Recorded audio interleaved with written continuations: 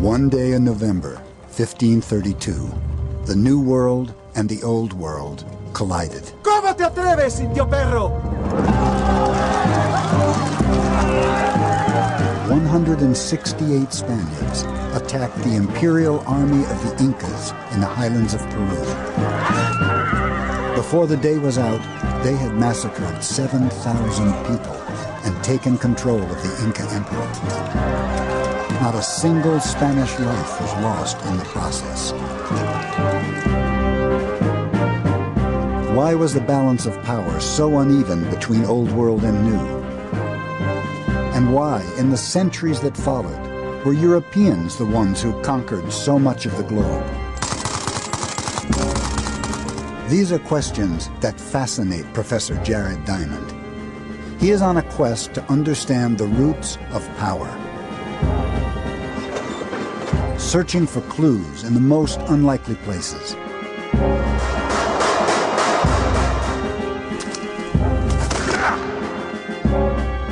He's developed a highly original theory that what separates the winners from the losers is the land itself, geography.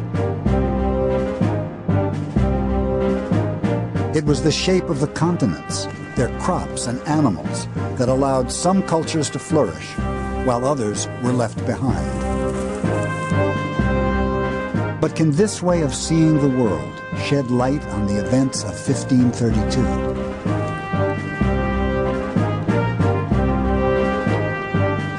How can geography explain the conquest of the world by guns, germs, and steel?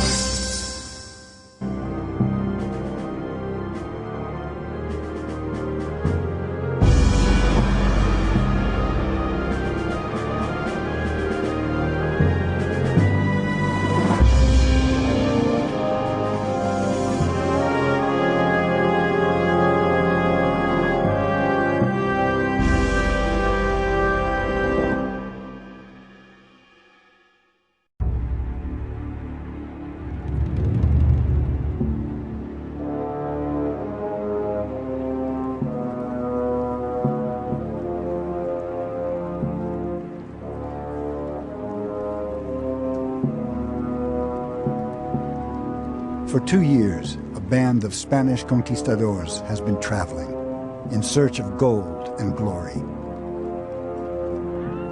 They're not professional soldiers, but mercenaries and adventurers, led by a retired army captain, Francisco Pizarro. He's already made a fortune for himself in the colonies of Central America. Now he's taking his men south into unknown territory. They are the first Europeans to have climbed the Andes and ventured this far into the continent of South America.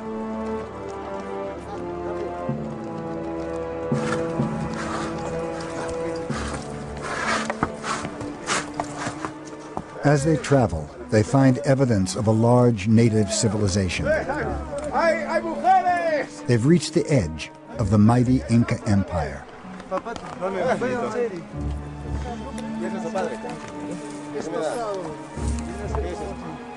For Indians and Spaniards alike, any encounter is a clash of cultures.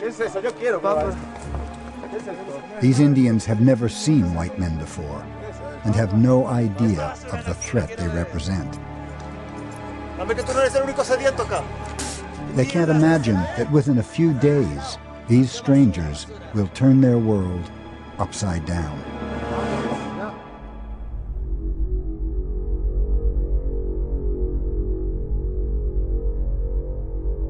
By the 1530s, the Inca Empire was enormous. It stretched along the length of the Andes, from modern-day Ecuador to central Chile, a distance of 2,500 miles. But just 500 miles to the north began the colonies of Central America and the Caribbean, prized possessions of the Spanish Empire. At the time, the Spanish king controlled a third of mainland Europe, but Spain itself had only recently become a unified state. having fought off 700 years of occupation by Islamic Moors.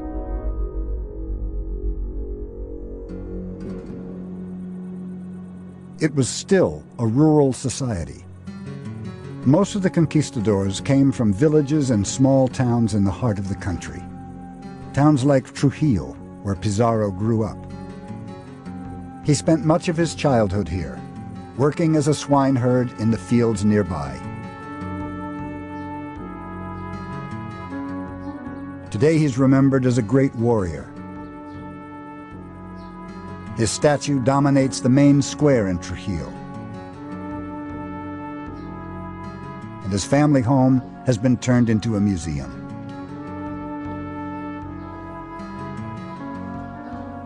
Jared Diamond has come here to explore the world of the conquistadors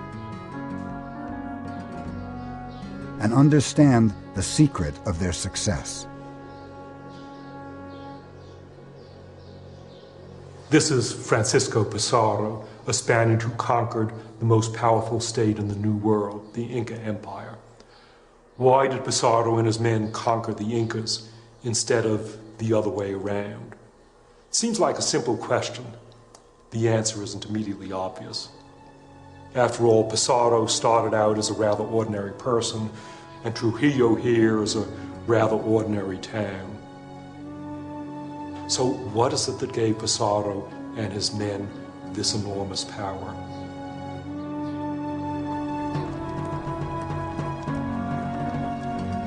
Why am I so interested in Pizarro's conquistadors?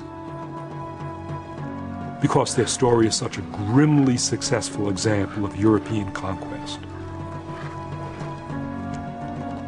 And for 30 years, I've been exploring patterns of conquest.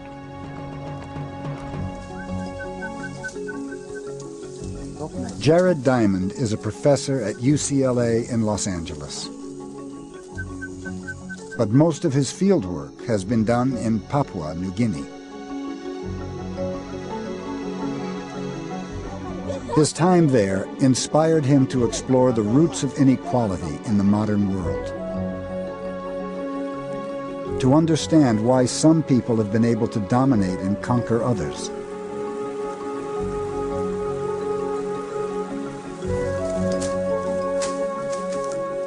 Looking back thousands of years, he argues that farming gave some cultures an enormous head start.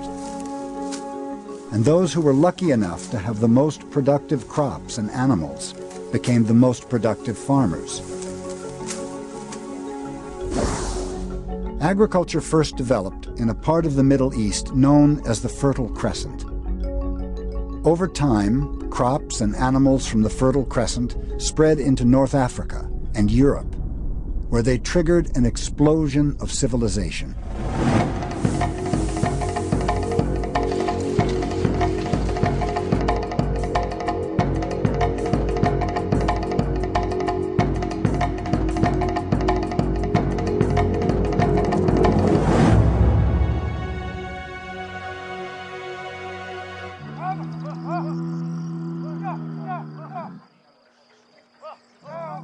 By the 16th century, European farms were dominated by livestock animals that had come from the Fertile Crescent. None were native to Europe. They provided more than just meat. They were a source of milk and wool, leather and manure. And crucially, they provided muscle power.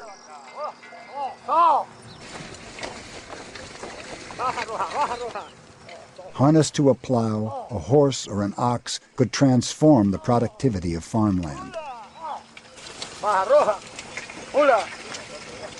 European farmers were able to grow more food to feed more people, who could then build bigger and more complex societies.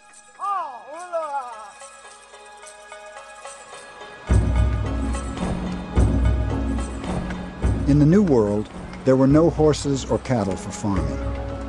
All the work had to be done by hand. The only large domestic animal was the llama, but these docile creatures have never been harnessed to a plow. The Incas were very skilled at growing potatoes and corn, but because of their geography, they could never be as productive as European farmers.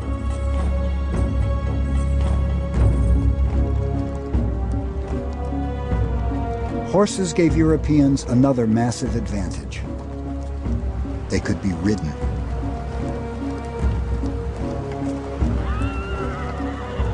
To the Incas, the sight of Pizarro's conquistadors passing through their land is extraordinary. They've never seen people carried by their animals before. Some think they are gods, these strange-looking men, part human, part beast.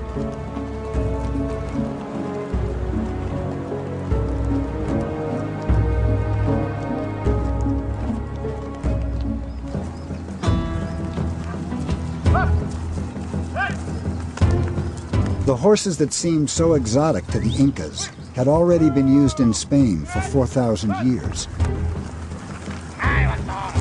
In an age before motorized transport, they allowed people to be mobile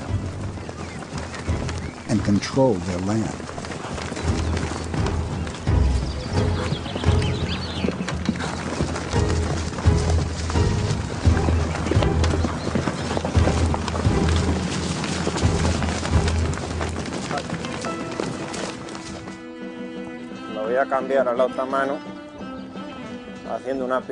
When Javier Martin is not herding cattle, he gives displays of traditional Spanish horsemanship. This style of riding is known as jineta. The emphasis is on control and maneuverability, using bent knees to grip the sides of the horse and only one hand on the reins. Very different from the more formal style of medieval knights. By the 16th century, the jineta way of riding had become the dominant style of the Spanish cavalry. This is how the conquistadors would have ridden their horses.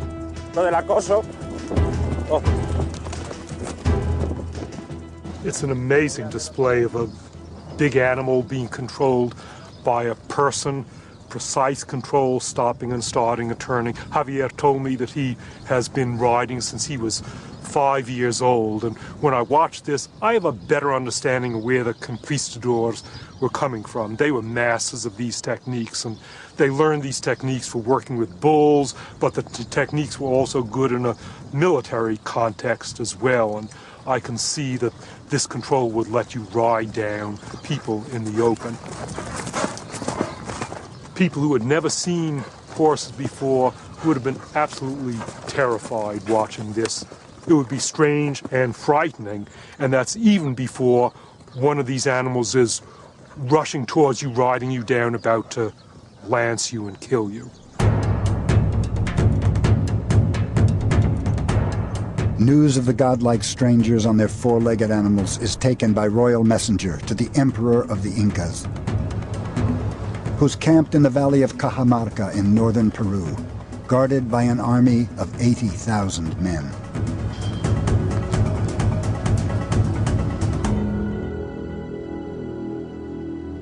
Atahualpa is revered as a living god, a son of the sun itself.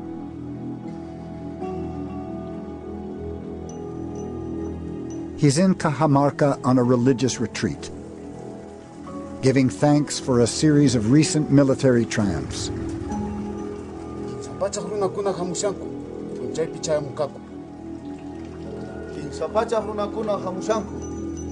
When he hears about the progress of the Spaniards, he chooses not to have them killed. Instead, he sends back a message.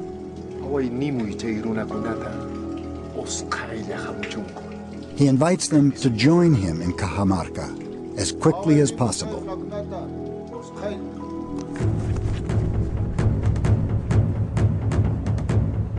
Atahualpa wanted the Spaniards to come to Cajamarca and enter into a trap. And to be sure that they would do so, he played like a psychological game with them, sending presents, asking them to come. Atahualpa knew that the Spaniards were not gods. The intelligence reports speak of people wearing wool on their faces, like a llama, like an alpaca, that is, like an animal. Then they went from one place to the other wearing on top of their heads a little pot that has never been used for cooking. You need to be crazy to walk with a pot, but you must be beyond salvation if you arrive to a camp and you don't use that pot to cook. Atahualpa had an idea that these were subhumans. What could a few horsemen and 100 and so Spaniards do to the powerful Inca? Virtually nothing. But Atahualpa's spies don't realize that the Spanish are armed with some of the best weapons in the world.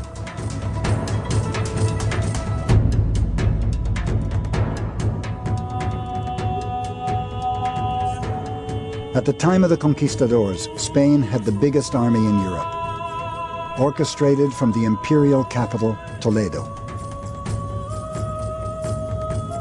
For more than 700 years, the Spaniards had been at war, fighting against the Moors and other European armies. There was an arms race in Europe.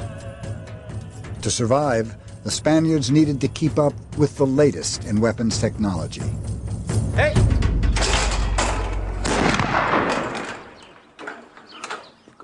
By the 1530s, the harquebus was an important part of the Spanish arsenal.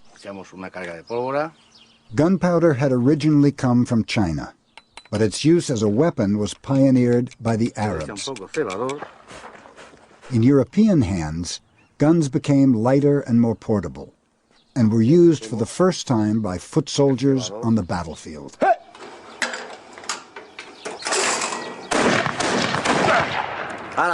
The harquebus was still a crude weapon, but would go on to change the face of warfare.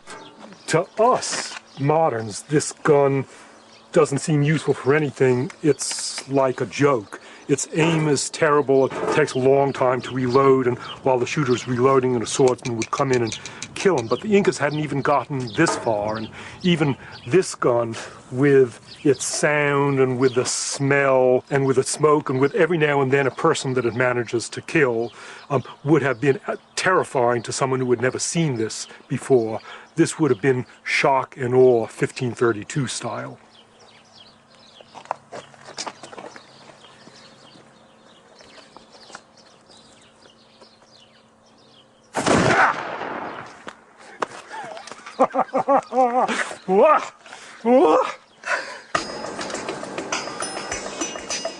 For all its bluster, the technology of gunpowder was still in its infancy.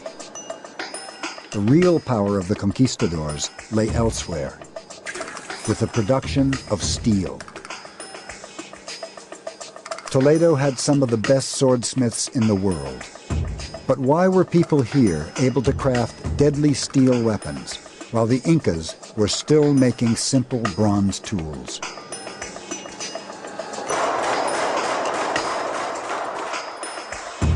There was nothing innately brilliant about Europeans themselves that allowed them to be the ones to make high-quality swords.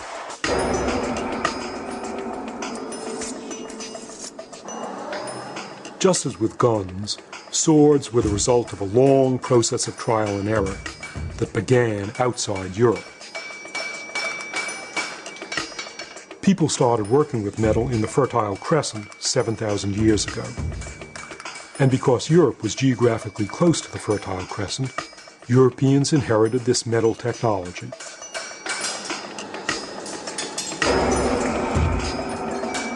But they took this technology on to a new level. European soldiers demanded stronger, longer, sharper swords. This is what a Toledo sword looks like when it's finished. This particular one is modeled on the sword that Pizarro carried. It's a fearsome weapon. It's used for stabbing, and it's also used for slashing, and I can easily understand how the person wielding the sword could kill dozens of people within a short time. Swords like this, rapiers, represented a high point in a very sophisticated metalworking technology. You think about what the qualities are that are needed in a sword. First of all, it has to be hard enough, the metal has to be hard enough to take a sharp edge. And that requires steel, that is, iron infused with carbon. And the more carbon you put into the iron, then the harder the metal is. But if you make it too hard, then it's brittle. And that's no good, because as you hit somebody, your sword would break. And so you also need your sword to have a certain pliability, an ability to bend and spring back into shape. And it's got, by heating it to certain temperatures, plunging it into cold water, immense amount of experimentation. It took centuries to get to the level of sophistication where you could get something so long and elegant and fine and deadly as the rapier.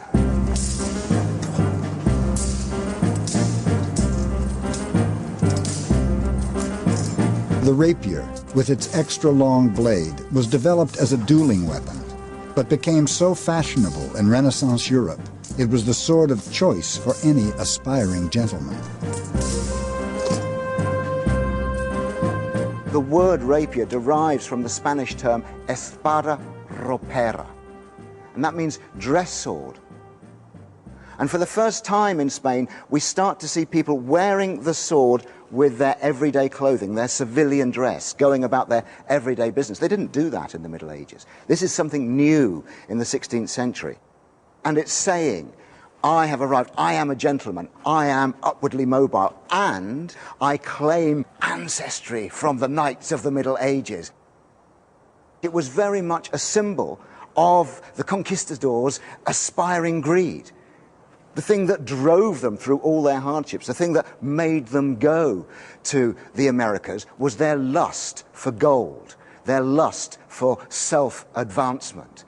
And the rapier absolutely symbolized that overbearing avarice.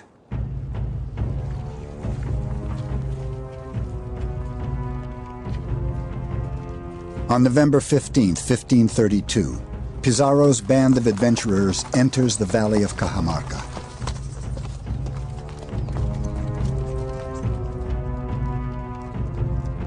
They've been told that Atahualpa is waiting for them here,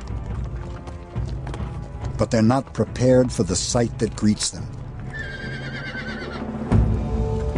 In the hills beyond the town of Cajamarca is the Imperial Inca army, 80,000 men in full battle order.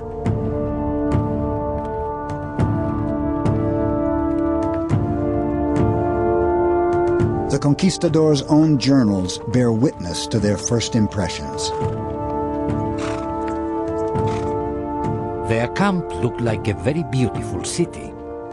We'd seen nothing like it in the Indies until then, and it scared us, because we were so few and so deep in this land.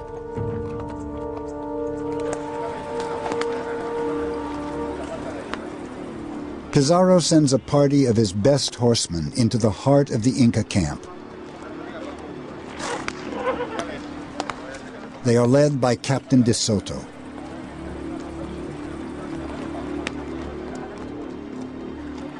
They are gambling that Atahualpa will allow them to pass through the camp unharmed,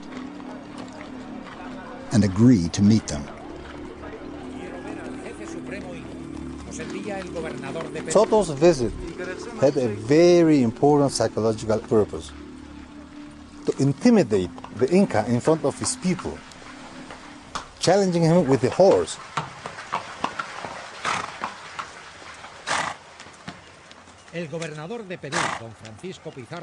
Atahualpa at first didn't react to Soto's presence, as if nobody had entered the room. Once the horse comes eye to eye with the Inca is still calm, showing that the horse has no impact on him, calling Soto's bluff. The captain advanced so close that the horse's nostrils disturbed the fringe on the Inca's forehead. But the Inca never moved.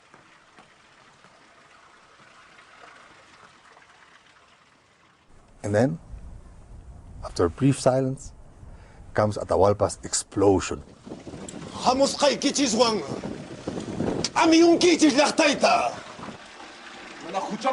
He was telling them, the time has come for you to pay. I understand this as the time has come for you to pay with your lives. Pakaring, umalyak ni kichiswan tupasa. Umalyak ni kichiswan.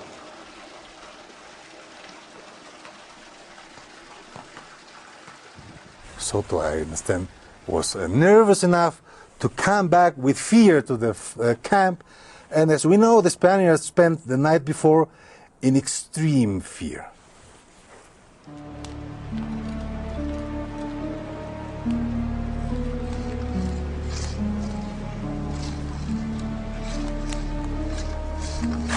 The conquistadors have made their camp in the town of Cajamarca. Many of them are now convinced they are facing oblivion. 168 soldiers, 1,000 miles from any other Spaniard, facing an army of 80,000 Incas. Few of us slept that night.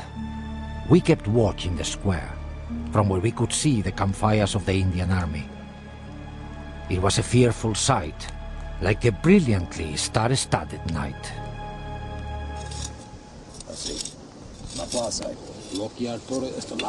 Pizarro and his most trusted officers debate their options for how to deal with Atahualpa.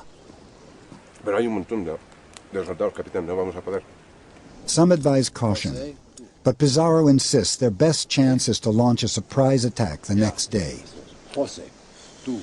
It's a tactic that's worked successfully in the past.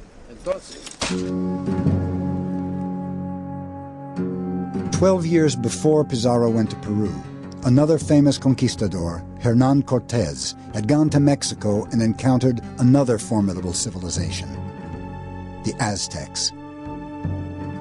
He conquered the country by kidnapping the Aztec leader and exploiting the ensuing chaos. Cortés's story was later published and became a bestseller, a handbook for any would-be conquistador. It can still be found in the great library of Salamanca University in northern Spain.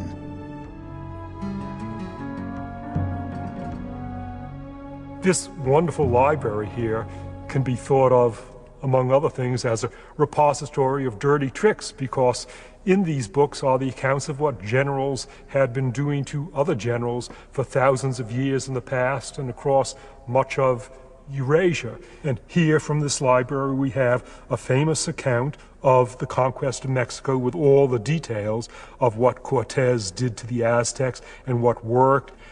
That was a model for Pizarro to give him ideas what exactly to try out on the Incas, whereas the Incas, without writing, had only local knowledge transmitted by oral memory, and they were unsophisticated and naive compared to the Spaniards because of writing.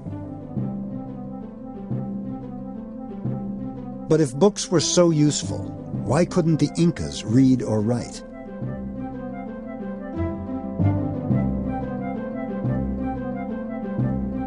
To develop a new system of writing independently is an extremely complex process, and has happened very rarely in human history. It was first achieved by the Sumerian people of the Fertile Crescent at least 5,000 years ago. They pioneered an elaborate system of symbols called cuneiform, possibly as a way of recording farming transactions. Ever since, almost every other written language of Europe and Asia has copied, adapted, or simply been inspired by the basics of cuneiform.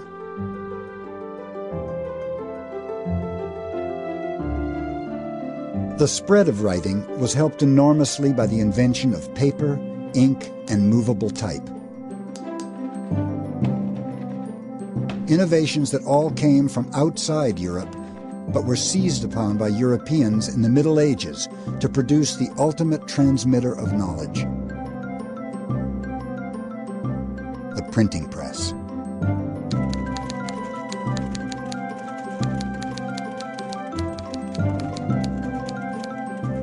The written word could now spread quickly and accurately across Europe and Asia. The modern world would be impossible without the development of writing.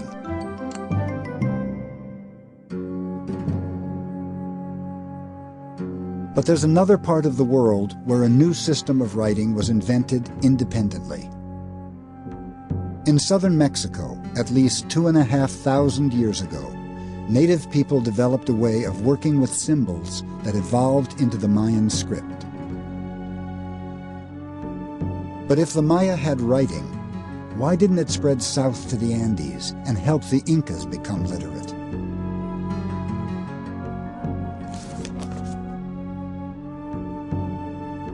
For Diamond, the answer lies in the shape of the continents. Here are Europe and Asia forming the continent of Eurasia, a giant continent, but it's stretched out from east to west and narrow from north to south. The American continent is long from north to south, narrow from east to west, very narrow at Panama, where it narrows down to less than 100 miles. The two continents are of the same lengths, about 8,000 miles in maximum dimensions, but Eurasia is 8,000 miles from east to west, and the Americas are 8,000 miles from north to south. It's as if these continents were rotated 90 degrees of each other. Diamond has already shown that crops and animals could spread easily east and west across Eurasia. Because places at the same latitude automatically share the same day length and a similar climate and vegetation. But the American continents were the opposite of Eurasia.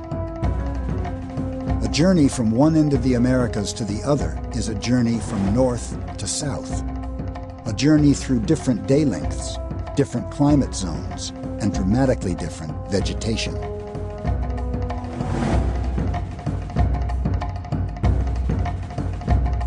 These basic differences hindered the spread of crops and animals, as well as people, ideas, and technologies. The people of the Andes were chronically isolated, without access to writing or almost any other innovation from elsewhere in the Americas. By contrast, Pizarro and his men were geographically blessed. As Spaniards, they enjoyed the benefit of technologies and ideas that had spread easily across Eurasia.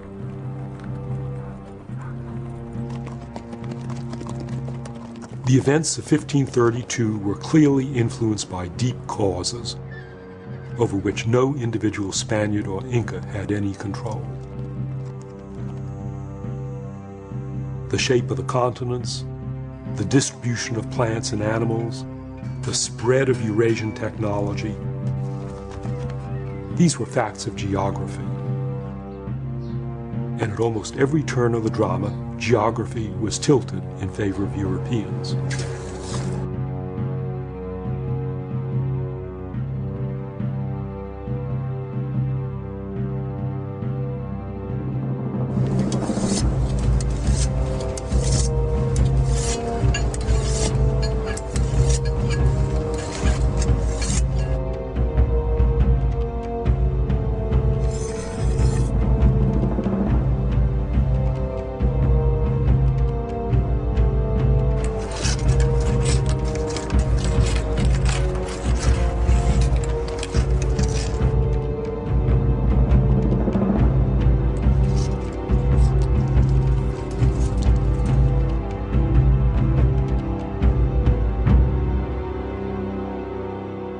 It's the morning of November 16th, 1532. Atahualpa has agreed to meet the Spaniards in the town of Cajamarca and sends his entourage ahead of him. But he makes a fateful decision, that his soldiers should not carry weapons. The Indians were musicians and dancers. They were soldiers, but unarmed. Why would Atahualpa unarm his own soldiers? Why? Because he was in a festivity. He was celebrating. He wasn't going to war. He was going for a celebration so that the whole people could see how the alleged gods would run away in fear.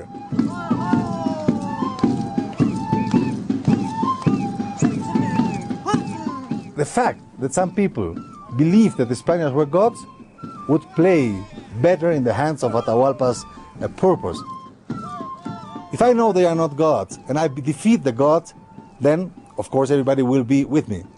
But what if I defeat the gods with no show of force at all? Then I am beyond the gods.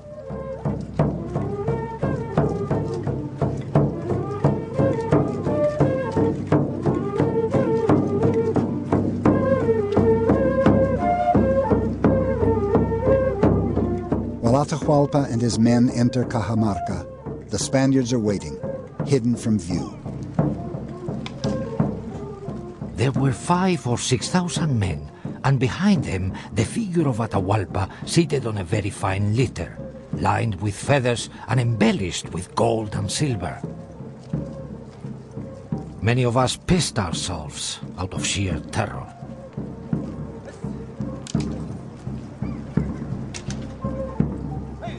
The square is filled with Atahualpa's people, but there's not one Spaniard outside. Atahualpa asks, "Where are these dogs?" One of his right hands answers, "They have run away because they are afraid of the magnificent Inca." Of course, the whole crowd listened to this and believed that this was the case. Me presento ante vosotros en nombre de la cristiandad. Pizarro sends out his priest to confront Atahualpa. Para enseñaros el camino de la verdad. The conquistadors are obliged to try and convert native people before any resort to violence. Pinkanki sunkasapa. Mukakakani intech churingmi. Mukankani intitaitach churing. Manang imaparruanay kichu kay peja. Mi poder procede de mi Señor. Sus palabras están escritas en este libro.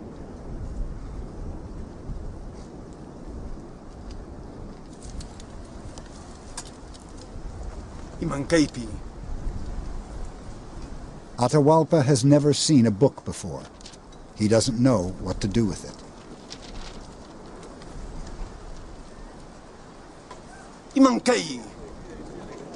Manang imapaschu keja. Manang rimas kaiki kay picanchu. ¿Cómo te atreves, indio perro? ¡Salgan, españoles! ¡Destruyen a estos perros que no respetan las cosas de Dios! ¡Santiago, a ellos!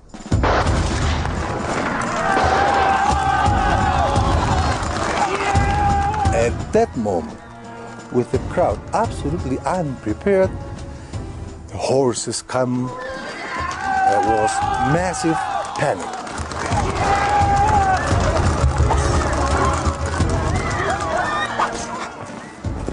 Just imagine the scene in Cajamarca. The Incas hadn't seen horses before, and these aren't ordinary horses, these are Spanish horses. Fierce, big, fighting horses. They could get in amongst men, they would trample men, and they made the most excellent platform. From a horse, you could stab down to the left, stab down to the right. You could cut, you could scythe, hacking all about you.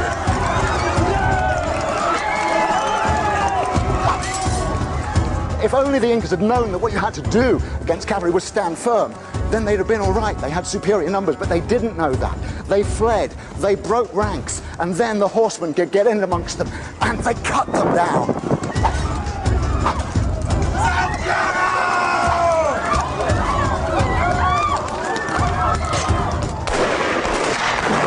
There was an Inca god called Viracocha, and he was a white man, and he was the god of thunder. And they thought these men with their arquebuses were the very incarnation of Viracocha.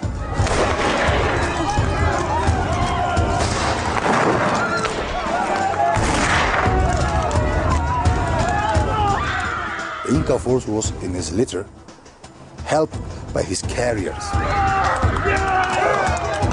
As soon as they were able to do it, the Spaniards went after the litter, and they started killing the carriers. One carrier would fall, and another one would replace him.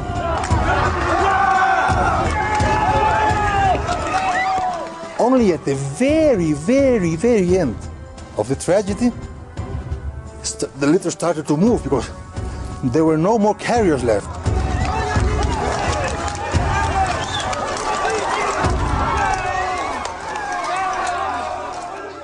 As the litter falls, Pizarro himself captures Atahualpa. His plan has worked to perfection.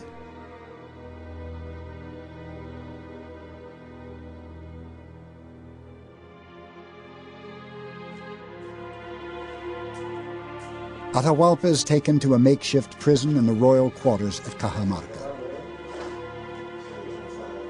He thought we were going to kill him, but we told him no. Christians only killed in the heat of the battle.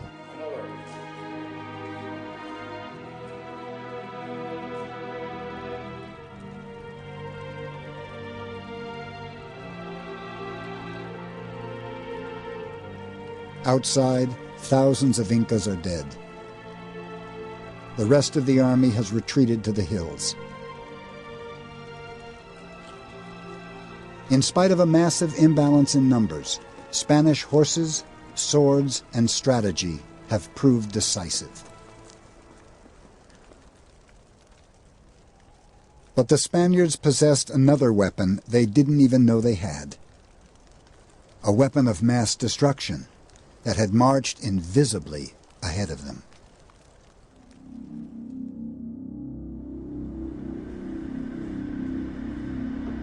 Today, the war against infectious disease is waged at biological research centers like Porton Down in southern England.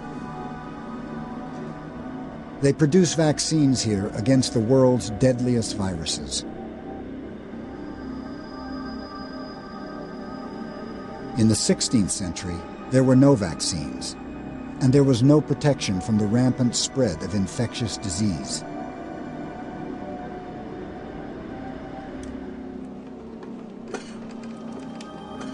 "12 years before Pizarro arrived at Cajamarca, a Spanish ship sailed to Mexico.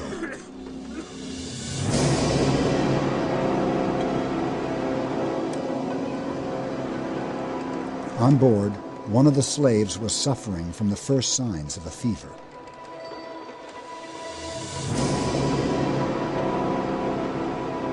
He was the first person to bring a deadly disease to the American mainland.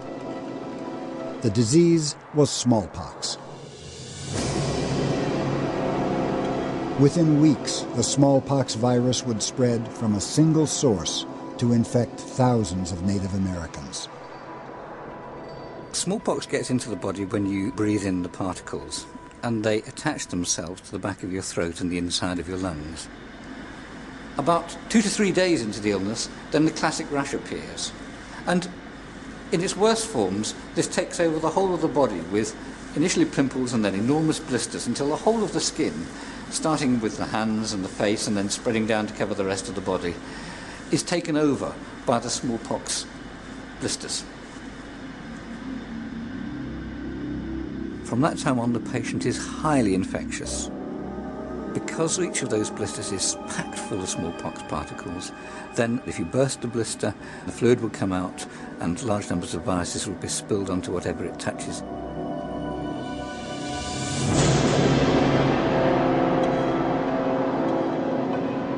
"10 to 12 days later, his friends would begin to be taken ill, and then 10 to 12 days after that, their friends.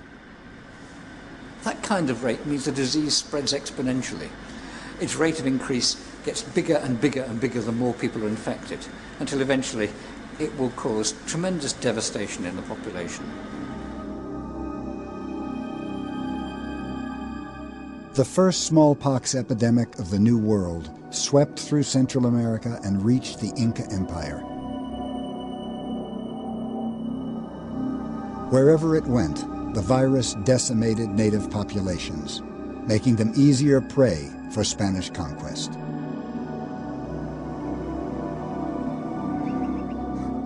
But why were the germs so one-sided? Why did the Spaniards pass their diseases onto the Incas and not the other way around? This is Pizarro's secret weapon. Pigs and cows, sheep and goats, domestic animals. Remember that Pizarro was a swineherd.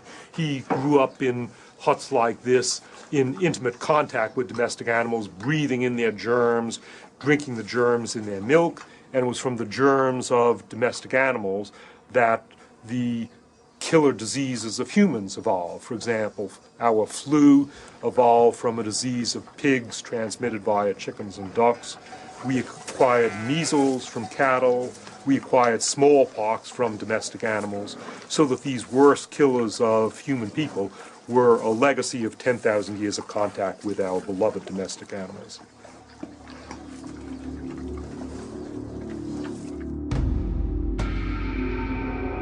During the Middle Ages, infectious diseases swept through Europe and claimed millions of lives. But paradoxically, repeated epidemics made Europeans more resilient. In each outbreak, there were always some people who were genetically better able to fight off the virus. These people were more likely to survive and have children. In the process, they'd pass on their genetic resistance. Over centuries, whole populations acquired some degree of protection against the spread of diseases like smallpox, a protection the Incas never had.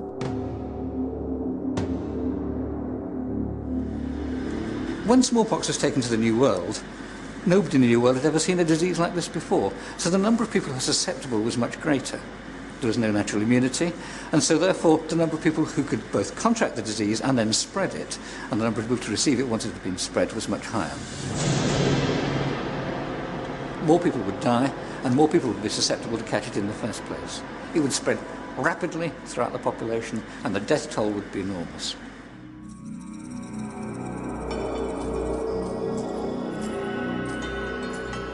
Why hadn't Native Americans encountered smallpox before? And why didn't they have any deadly diseases of their own to pass on to the Spaniards? It's simply because they didn't have the same history of contact with farm animals. The Incas had llamas, but llamas aren't like European cows and sheep.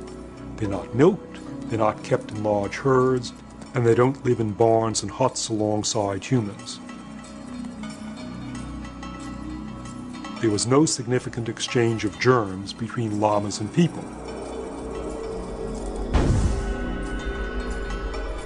The key to Diamond's argument is the distribution of farm animals around the world. Aside from the llama, all the large farm animals were native to Eurasia and North Africa. None was ever domesticated in North America, Sub-Saharan Africa, or Australia. As a result, the worst epidemic diseases were also native to Eurasia and North Africa, and were then spread around the world with deadly effect.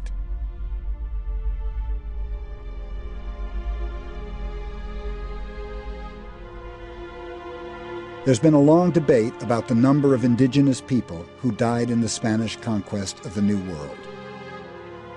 Some scholars think there may have been a population of 20 million Native Americans, and the vast majority, perhaps 95%, were killed by Old World diseases. A continent virtually emptied of its people.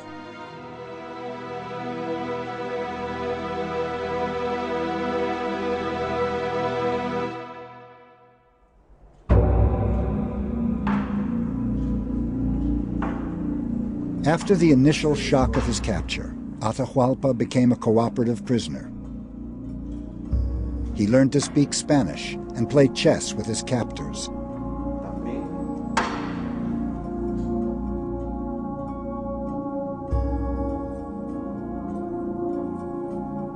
The Spaniards realized he was more useful to them alive than dead.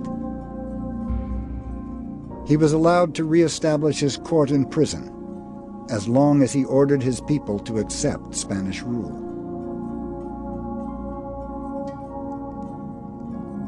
He also ordered them to melt down a vast amount of treasure.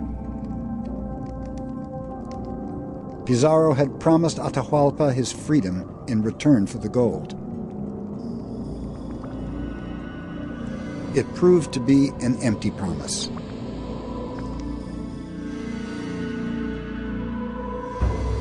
Having handed over 20 tons of gold and silver, Atahualpa was no longer useful to his captors.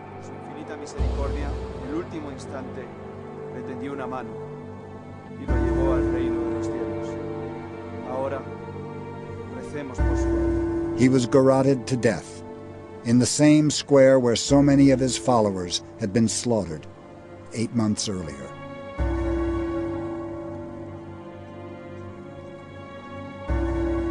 With Atahualpa dead, the conquistadors went on to colonize the rest of Peru, relying on the power of their guns, germs, and steel.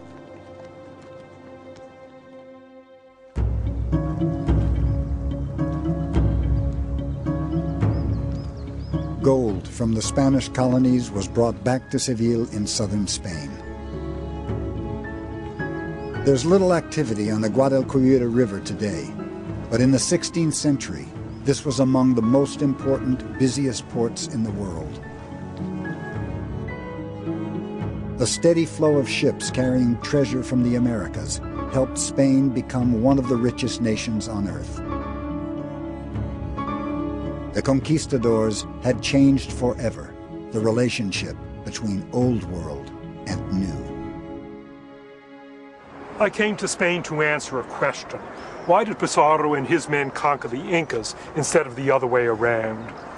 There's a whole mythology that conquest and the European expansion in general resulted from Europeans themselves being especially brave or bold or inventive or smart.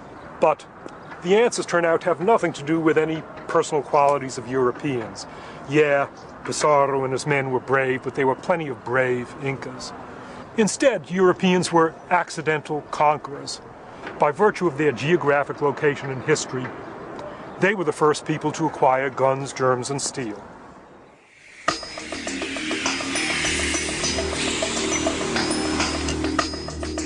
By the end of the 19th century, European powers had ventured beyond the Americas and colonized Africa, Australia, and much of Asia.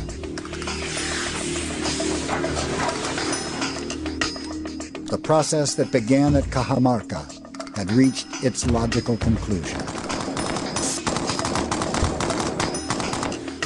European guns, germs, and steel were reshaping the world.